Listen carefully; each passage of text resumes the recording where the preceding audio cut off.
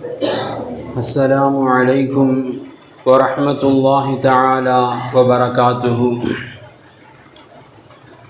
الحمد لله رب العالمين والعاقبة للمتقين والصلاة والسلام على أفضل الأنبياء والمرسلين وعلى آله وأصحابه وأزواجه وذرياته وأهل بيته وأتباعه أجمعين. أما بعد، فقد قال الله تعالى في القرآن العظيم وفي الفرقان الحميد: وبشر المخبتين الذين إذا ذكر الله وجلت قلوبهم والصابرين على ما أصابهم والمقيم الصلاة ومما رزقناهم ينفقون. صدق الله العلي العظيم. قال نبينا صلى الله عليه وسلم: رب اجعلني لك شكارا لك ذكارا لك رهابا لك مطواعا لك مخبتا. وصدق رسول الله صلى الله عليه وسلم. எல்லா புகழும் புகழ்ச்சியும் ஏக இறையவனாகிய வல்லோன் அல்லாஹ்வுக்கு சுப்ஹானஹு வ தஆலா ஒருவனுக்கே உரித்தாகட்டுமாக. அவனது இறுதி தூதர் காத்தமுன் நபி முஹம்மதுன் ஸல்லல்லாஹு அலைஹி வஸல்லம் அன்னவர்கள் மீதும் அன்னாரது வாழ்க்கை வழிமுறைகளை தங்களது வாழ்வின் எல்லா நிலைகளிலும் கடைபிடித்து வந்த உத்தம சத்திய சஹாபாக்கள், தாபிஈன்கள், தபஉ தாபிஈன்கள், அக்தாபுகள், அவுலியாக்கள், நல்லோர்கள், நாதாக்கள், மேலும் உலகளாவிய முஸ்லிம்கள், குறிப்பாக நம் அனைவர்கள் மீதும் அல்லாஹ்வின் அன்பும் அருளும் என்றென்றும் நிறைவாக உண்டாகட்டுமாக. ஆமீன். அன்பிற்குரிய அல்லாஹ்வின் நல்லடியார்களே, அல்லாஹ்வுக்கு சுப்ஹானஹு வ தஆலா அவன் இறக்கி அருளிய அல் குர்ஆன் ஷரீஃபில் பல்வேறு விதமான இடங்களில் மூமின்களுக்கு இருக்க வேண்டிய, மூமின்களை அழகுபடுத்த வேண்டிய குணாதிசயங்களை, பண்புகளை குறித்து ஒரு மூமின் எப்படிப்பட்ட அழகிய பண்புகளுக்கெல்லாம் சொந்தக்காரர்களாக இருக்க முடியும், வாழ்ந்து வருவார் என்பதை குறித்து அல் குர்ஆனுடைய பல்வேறு இடங்களில் அல்லாஹ் ரப்பல் ஆலமீன் பெருமையாகவே அல்லாஹ் கூறி காட்டுவான். சில இடங்களில் அல்லாஹ் ரப்பல் ஆலமீன் அவனை ஏற்றுக்கொண்ட, அவனை பின்பற்றி வாழக்கூடிய நல்லடியார்களை அல்லாஹ் முத்தகீன் என்று அல்லாஹ் அறிமுகம் செய்வான். இறைவனை அஞ்சி வாழ்பவர்கள். சில இடங்களில் அல்லாஹ் ரப்பல் ஆலமீன் இன்னல்லாஹ யுஹிப்புல் முஹ்சினீன், உபகாரிகளை அல்லாஹ் நேசிப்பான் என்று அல்லாஹ் மூமின்களை அல்லாஹ் அறிமுகம் செய்வான்.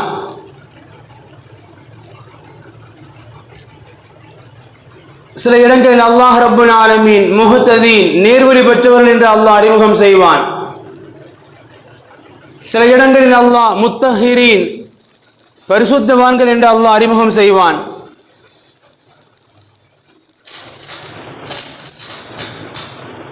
இப்படி அல் குர்ஆன் நெடுகிலும் அல்லாஹ் ரப்பல் ஆலமீன் ஈமான்தாரிகளை பல்வேறு விதமான பெருமைக்குரிய பண்புகளை கொண்டு அறிமுகம் செய்யக்கூடிய ரப்பல் ஆலமீன் அல்லாஹ்வுக்கு சுப்ஹானஹு வ தஆலா திருமறையில் ஒரு இடத்தில் அல்லாஹ் முஃமின்களை இப்படி அல்லாஹ் அறிமுகம் செய்கின்றான்: முஹ்பிதீன். முஹ்பிதீன், முத்தகீன் வார்த்தை கேள்விப்பட்டிருக்கலாம், முஸல்லீன் கேள்விப்பட்டிருக்கலாம், முத்தஹிரீன், முஹ்ததீன், இவைகளெல்லாம் நமக்கு மத்தியில் ஓரளவிலும் அறிமுகமான ஒரு வார்த்தைகள். அல்லாஹ் ரப்புல் ஆலமீன் மூமின்களை அறிமுகம் செய்யக்கூடிய ஒரு இடம் முஹ்பிதீன் என்பதாக அல்லாஹ் அறிமுகம் செய்கின்றான். யார் அந்த முஹ்பிதீன்கள்? முஹ்பிதீன் என்றால் யார்? திருமறைக்கு விளக்கம் எழுதக்கூடிய முஃபஸ்ஸிரீன்கள், அருள்மறையினுடைய விரிவுரையாளர்கள், குறிப்பாக ஹஜ்ரத் இப்னு கஸீர் ரஹ்மத்துல்லாஹி அலைஹி அல்லாஹ் முஹ்பிதீன் என்று கூறுகின்றானே, அந்த முஹ்பித் என்றால் யார்? அல் முத்மஇன்னீன் அர்-ராதீன பிகதாஇல்லாஹ்.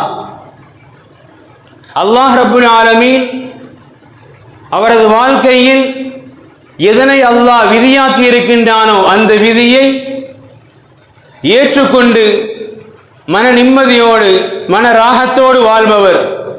அல் முஸ்தஸ்லிமீன லஹு, தன்னை முழுவதுமாக அல்லாஹ்விடத்திலே அர்ப்பணித்தவர் என்பதாக அல்லாமா இப்னு கஸீர் ரஹ்மத்துல்லாஹி அலைஹி இந்த முஹ்பிதீன் என்ற வார்த்தைக்கு இதுதான் விளக்கம் என்பதாகவும்,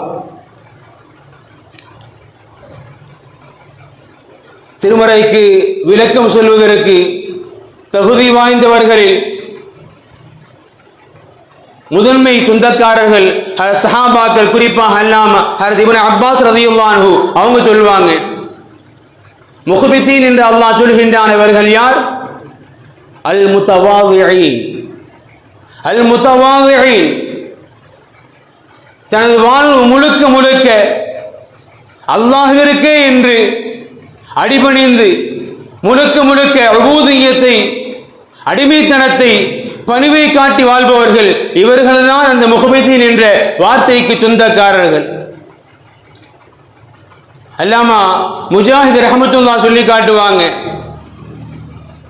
இபாதத்துகளிலேயே தனது வாழ்க்கையின் பெரும்பான்மை நேரங்களை வணக்க வழிபாடுகளிலே கழிக்கின்றாரே அவருக்கு பெயர்தான் முஹ்பிதீன் என்பதாக. அல்லாஹ் ரப்புல் ஆலமீன் திருமறையில் மூமின்களை குறித்து பேசப்படக்கூடிய ஒரு வார்த்தை முஹ்பித் என்பது. அந்த வார்த்தையுடைய ஒட்டுமொத்த சூட்சமும்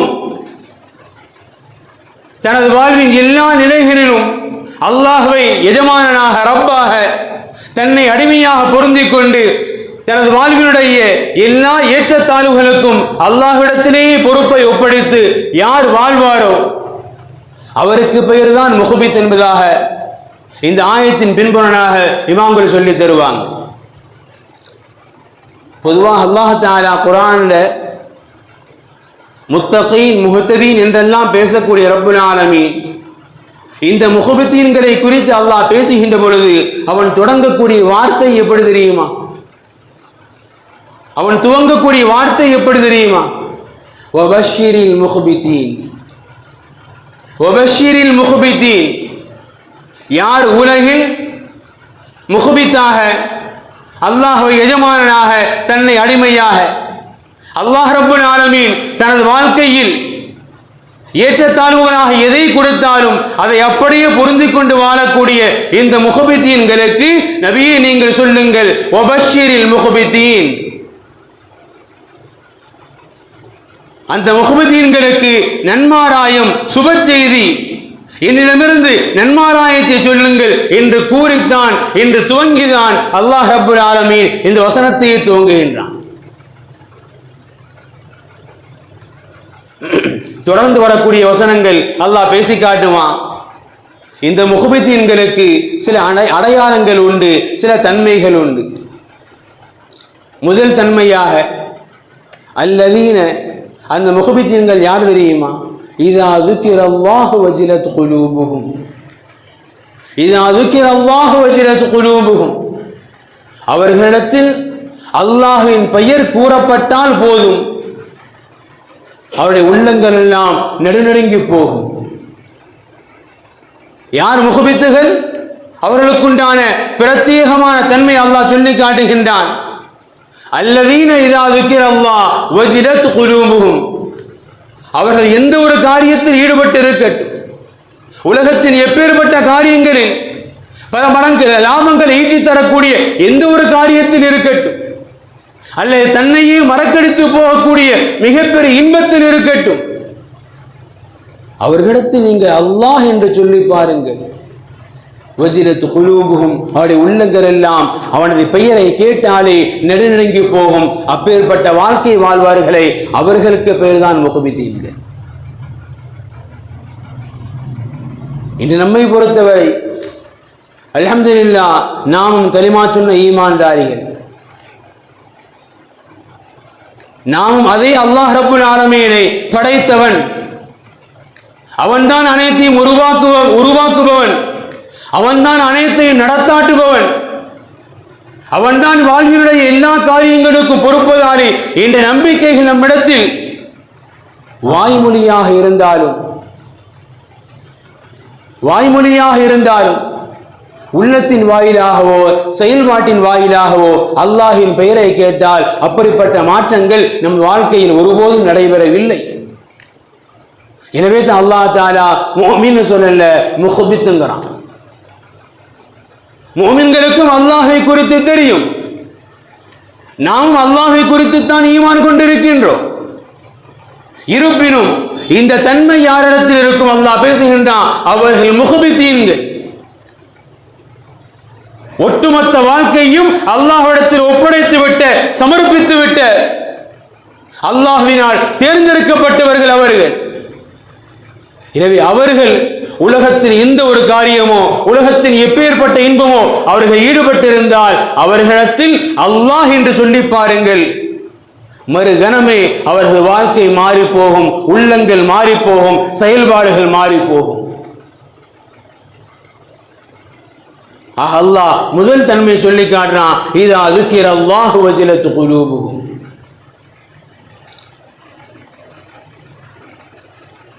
இன்றைக்கெல்லாம் பாங்கின் மூலமாக, பாங்கு ஓசையின் மூலமாக அல்லாஹ் அக்பர் என்பது உரத்து கூறப்பட்டாலும், நமது செவிகளில் மிக தெளிவாகவே கேட்கப்பட்டாலும், அந்த அல்லாஹ் அக்பர் என்கின்ற அதானுக்குண்டான பதில் எது? அந்த அல்லாஹ் அக்பர் என்ற அதானுக்குண்டான பதிலாக இதை செய்ய வேண்டும் என்று அறிந்திருந்தாலும் நம் உள்ளங்கள் உடனே அதை செயல்படுத்துவது கிடையாது. காரணம், நாம் முஹ்பிதீன்கள் அல்ல. இன்னும் சொல்ல போனால் உலகத்தில் இன்று ஏமாற்றுதல் இல்லாத தொழிலே இல்லை என்கின்ற அளவுக்கு, ஏமாற்றுதலே இல்லாத தொடர்பே இல்லை என்கின்ற அளவுக்கு உலகத்தில் மோசடிகளும் மோசடி பேர்வழிகளும் பெருகிவிட்ட இன்றைய உலகில் அல்லாஹ்வின் பெயர் கூறியே இபாதத்தின் பெயர் கூறியே ஏமாற்றக்கூடிய மோசடி பேர்வழிகளும் நம்மில் பெருகிவிட்ட ஒரு மோசமான ஒரு காலகட்டம். இவ்வளவு தாங்க நாங்கள் ஹஜ்ஜி கூட்டு போறோம், இவ்வளவு தந்தா போறோம், உம்ரா கூட்டு போறோம், ஒரு 6 மாசம் டைம் ஆகும். அல்லாஹ்வின் பெயர் சொல்லியே ஏமாற்றக்கூடிய ஏமாற்று பேர்வழிகள், மோசடி பேர்வழிகள் துவங்கிவிட்ட ஒரு உலகில், வாழக்கூடிய ஒரு உலகில் அல்லாஹ் சொல்லுகின்றான், நீங்கள் முஃமின்களாக இருப்பது மட்டும் போதாது, மாறாக முஹ்பிதீன்களாக மாற வேண்டும். மாறாக முஹ்பிதீன்களாக மாற வேண்டும். அல்லாஹ் என்ற பெயரை கேட்டாலே உங்களது உள்ளங்கள் அதற்குண்டான கண்ணியத்தை, அதற்குண்டான மரியாதையை, அதற்குண்டான மகத்துவத்தை தெரிந்தவர்களாக, வெளிப்படுத்துபவர்களாக உங்களது வாழ்க்கையை மாற வேண்டும். அல்லாஹ் சொல்றான், வபஷிரில் முஹ்பிதீன், அந்த முஹ்பிதீன்களுக்கு சுப செய்தி. அல் குர்ஆன் முஹ்பிதீன்களுடைய 2ஆம் பண்பை குறித்து,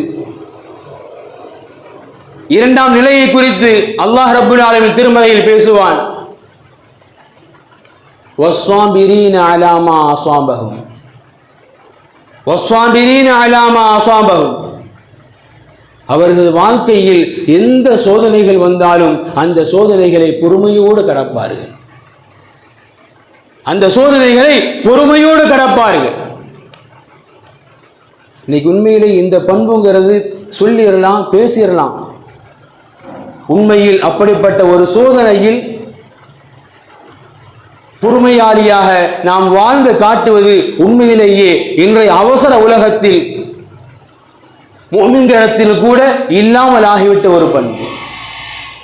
சோதனையை அல்லாஹ் எதற்கு கொடுக்கிறானோ, எந்த பொறுமையை உருவாக்க அல்லாஹ் தருகின்றானோ, எந்த பொறுமைக்குண்டான கூலி சுவனத்தை தவிர எதுவும் இல்லை என்று அல் குர்ஆன் நமக்கு சொல்லி காட்டுகின்றதோ, அந்த பொறுமையை உருவாக்குவதற்காக தரப்படக்கூடிய சோதனைகள்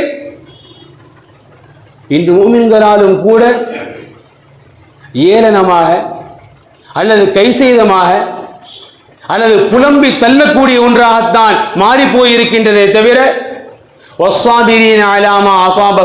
அல்லாஹ் அவர்களுக்கு கொடுக்கக்கூடிய அந்த சோதனையை அதில் பொறுமை காட்பவர்கள் அல்லாஹ் சொல்றான், இது முஹ்பித்துடைய மிகப்பெரிய இரண்டாம் பண்பு.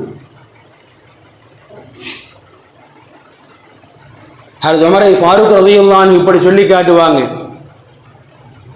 இன் அஃதல் ஐஷின் அத்ரக்னாஹு.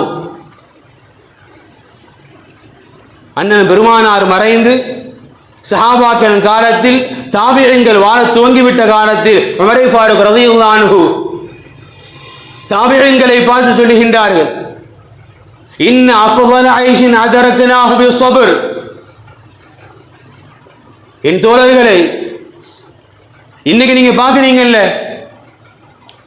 நாங்க நிம்மதியா வாழுகின்றதை போன்று நாம் ஆட்சி செய்கின்றோம், பிறர்களுக்கு நாம் கட்டளையிடுகின்றோம், நிம்மதியா இஸ்லாத்தின் அமலை செய்து வாழ்கின்றோம். இந்த நிம்மதியா இந்த சிறப்பான வாழ்க்கை இன்று வாழ்ந்து கொண்டிருக்கின்றோமே, இதை நீங்கள் காணுகின்றீர்கள் அல்லவா?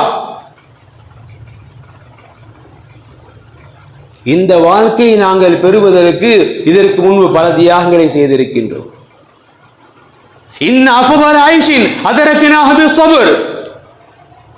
இன்று நாங்கள் வாழக்கூடிய இந்த சிறப்பான வாழ்க்கைக்கு காரணமே கடந்த காலங்களில் நாங்கள் செய்த தியாகங்கள், அந்த சோதனைகள் நாங்கள் மேற்கொண்ட அந்த பொறுமைதான்.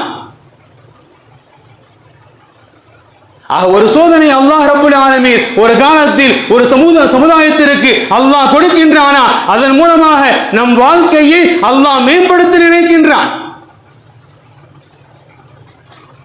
அந்த சோதனைகள் மூலமாக பொறுமை மிகுந்த உயர்வான கூலிகளை பெறக்கூடிய ஒரு சமுதாயத்தை அல்லாஹ் உருவாக்க நாடி இருக்கின்றான். எனவே இன்று நீங்கள் காணக்கூடிய இந்த சிறப்பான வாழ்க்கை காரணம் கடந்த கால எங்களது தியாகங்களும், அந்த தியாகத்திற்கு அந்த சோதனைகளுக்கு நாங்கள் மேற்கொண்ட பொறுமைகளும் தான் இன்று சிறப்பான வாழ்க்கைக்கு காரணம் சொன்னாங்க உமர் ஃபாரூக் ரலியல்லாஹு அன்ஹு. வலவ் அன்ன ஸப்ர கான மினர் ரிஜாலி கான கரீமா. எந்த மனிதனிடத்தில் பொறுமை குறிகொண்டிருக்குமோ அவனை விட சங்கையான கண்ணியமான மனிதன் உலகத்தில் வேறு யாரும் கிடையாது. யாரிடத்தில் பொறுமை குறிகொண்டிருக்குமோ அவனை விட சிறந்த மனிதன் உலகத்தில் வேறு யாரும் இருக்க முடியாது.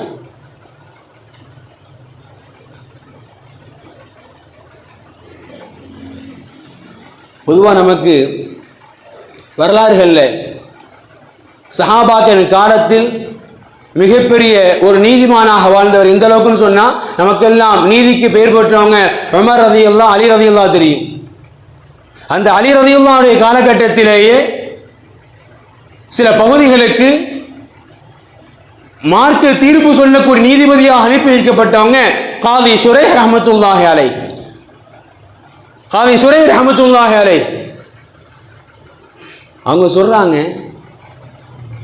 முன்னோர்கள் ஒரு சோதனையை அவர்கள் பார்த்த பார்வை, முன்னோர்கள் அவரது வாழ்க்கையில் ஏற்பட்ட சோதனைகளை அணுகிய விதங்கள், உண்மையிலேயே அவைகளெல்லாம் நமக்குண்டான ஒரு மிகப்பெரிய பாடங்கள். அவங்க சொல்றாங்க, இன்னில அசாபபில் முசீபா, என் வாழ்க்கையில் எனக்கு ஒரு சோதனை ஏற்பட்டால், அவங்க சொல்றாங்க ஃபஅஹமதுல்லாஹ் அலைஹா அர்பஅ மராத், என் வாழ்க்கையில் எனக்கு சோதனை வந்திருக்கு, கஷ்டம் வந்திருக்குது. ஆனால் அவங்க சொல்றாங்க, நான் 4 முறைகள் அல்லாஹ்வை புகழ்வேன். நல்லது நடந்தா புகழ்றான், பெருசு இல்லை, ஆச்சரியம் இல்லை. என் வாழ்க்கையில சோதனை, ஆனால் நான் 4 முறைகள் அல்லாஹ்வை புகழ்வேன். அப்படி புகழ்வதற்குண்டான காரணத்தை சொன்னாங்க. இதுதான் முன்னோர்கள் அவர்களுக்கு ஏற்பட்ட சோதனையை ஈமானின் மூலமாக அணுகிய பார்வை. சொல்றாங்க, முதல் புகழ் எதற்கு தெரியுமா? அஹ்மதுஹு இது லம் தகுன் அஅலமு மிம்மா ஹிய. என் சோதனையை பார்ப்பேன், அல்லாஹ் தஆலா கடந்த கால கொடுத்த சோதனையை விட இது ரொம்ப கம்மி தான், அல்லாஹ் புகழ்வேன். எனக்கு ஏற்பட்ட சோதனையை பார்ப்பேன், கடந்த காலங்கள் எனக்கு ஏற்பட்ட சோதனைகளை விட இது மிக குறைவு. எனவே நான் அல்லாஹ் புகழ்றேன். அடுத்து சொல்றாங்க, வஅஹ்மதுஹு இது ரஸகனி அஸ்ஸப்ர அலைஹா. அல்லாஹ் எனக்கு சோதனை கொடுத்தான். சோதனை மட்டுமல்ல, அதை சகித்துக் கொள்ளக்கூடிய, தாங்கிக் கொள்ளக்கூடிய பொறுமையை கொடுத்தான்ல, அதுக்கு அல்ஹம்துலில்லாஹ். சோதனை கொடுத்துட்டான், எனக்கு எவ்வளவு பெரிய கஷ்டத்தை கொடுத்துட்டான் புலம்பல்ல, அதை ஏற்றுக்கொள்ளக்கூடிய அந்த ஈமானிய பண்பாகிய பொறுமையை கொடுத்தானே அஹ்மதுல்லாஹ், நான் அல்லாஹ்வை புகழுகிறேன். மூணாவது சொல்றாங்க, வஅஹ்மதுஹு இது வஃபகனி லில்-இஸ்திர்ஜாஇ லிம்மா அர்ஜூ ஃபீஹி மின ஸவாப். இஸ்லாம் சொல்லி தருகின்றது, உங்களுக்கு வாழ்க்கையில் ஒரு சோதனை ஏற்படுகின்றதா, முதலாக இன்னா லில்லாஹி வ இன்னா இலைஹி ராஜிஊன் ஓதிவிடுங்கள். அப்படி ஓதுவதற்கு எனக்கு வாய்ப்பை தந்தானே, அருளை தந்தானே, அந்த அல்லாஹ்வை புகழுகிறேன். நான்காவது சொன்னாங்க, வஅஹ்மதுல்லாஹ இதெல்லாம் யஜ்அல்ஹா ஃபீ தீனி. எனக்கு ஏற்பட்ட சோதனை என் துன்யாவில் தானே தவிர, என் உலகத்தில் தானே தவிர என் மார்க்கத்தில் அல்ல. அதற்காக அல்லாஹ்வை புகழுகிறேன். இன்னைக்கெல்லாம் நமக்கு மார்க்கத்தில் சோதனை பெருசே கிடையாது. நமக்கெல்லாம் மார்க்கத்தின் சோதனை பெருசே அல்ல, வியாபாரத்தில் கஷ்டம் தான் பெருசு. ஆனா அவங்க சொன்னாங்க, எனக்கு ஏற்பட்ட சோதனை துன்யாவை சார்ந்தது தானே தவிர ஆகிரத்தை, மறுமையை, என் தீனை சார்ந்ததல்ல. எனவே அல்லாஹ்வை புகழுகிறேன். ஆக ஒரு சோதனை, ஒரு இஸ்லாமியன் அதை எந்த கண் கொண்டு பார்க்க வேண்டும், எந்த முறையில், எந்த ரீதியில் பார்த்தால் அது தீன் ரீதியான பார்வையாக மாறும். கற்றுக் கொடுத்தவர்கள் முன்னோர்கள். அல்லாஹ் ரப்புல் ஆலமீன் இன்னும் இரண்டு தன்மைகள் அல்லாஹ் சொல்றான், வல் முகீமிஸ் ஸலா வல் முகீமிஸ் ஸலா, தொழுகை நிரந்தர தொழுகையாளிகள். தேவை ஏற்படுகின்ற பொழுது அல்ல, சிரமம் வருகின்ற பொழுது அல்ல, விடை தெரியாத சிரமம் கேள்வி வருகின்ற பொழுது அல்ல. முகீமிஸ் ஸலா, நிரந்தர தொழுகையாளிகள். இந்த பண்பும் முஹ்பிதீன்களுக்கு உண்டான பண்பு. அடுத்து அல்லாஹ் சொல்லுவான், வமிம்மா ரஸக்னாஹும் யுன்ஃபிகூன். வமிம்மா ரஸக்னாஹும் யுன்ஃபிகூன், அவர்களுக்கு அல்லாஹ் எதனை கொடுத்திருக்கின்றானோ அதிலிருந்து தாராளமாக செலவு செய்வார்கள் பிறர்களுக்கு. ஆக இந்த நான்கு தன்மைகள், இந்த நான்கு தன்மைகள் யாரிடத்தில் இருக்குமோ அல்லாஹ் சொல்கின்றான், முஹ்பிதீன் வபஷிரில் முஹ்பிதீன், இவர்கள் என்னால் தேர்ந்தெடுக்கப்பட்ட முஹ்பிதீன்கள், இவர்களுக்கு நபியை நாயகமே சுப செய்தி சொல்லிவிடுங்கள். அல்ஹம்துலில்லாஹ், இன்று நம்மில் ஒவ்வொருவரும் மூமின்கள், முஸ்லிம்கள், ஹிதாயத்தை பெற்ற முஹ்திதீன்கள், அதில் மாற்று கருத்தல்ல. ஆனால் மூமின்களாக மட்டுமே வாழ்ந்துவிடக் கூடாது. மாறாக அல்லாஹ்வினால் சுப செய்தி சொல்லப்பட்ட, அல்லாஹ்வினால் அருள்வாக்கு பெறப்பட்ட முஹ்பிதீன்களாக நமது வாழ்க்கையை மாற்றத்திற்கு, ஏற்றத்திற்கு, முன்னேற்றத்திற்கு பழக வேண்டும், பயில வேண்டும். அதுதான் அல்லாஹ் ரப்புல் ஆலமீன் முஃமின்களாகி நம்மிடம் எதிர்பார்க்கக்கூடிய வாழ்க்கை. சஹாபாக்கள், அஸ்ஸஹாபி கன்னுஜூம், என் தோழர்கள் நட்சத்திரங்களை போன்று, அவர்கள் நீங்கள் யாரை பின்பற்றினாலும் நேர்வழி பெறுவீர்கள் என்ற அண்ணன் பெருமானாருடைய